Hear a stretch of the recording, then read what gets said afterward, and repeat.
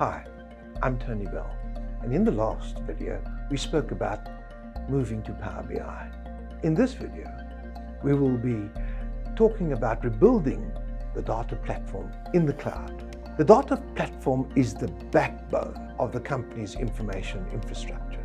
It stores and manages all of the company data and makes it available to applications and users. The platform must be highly scalable, highly available, and easy to manage. In the past, the platform was built on-premise, using physical servers and storage arrays. However, as the company grows, it becomes clear that on-premise approach is no longer feasible. The company then has to decide to rebuild the data platform in the cloud. The cloud offers a number of advantages, including infinite scalability, high availability, and pay-as-you-go pricing.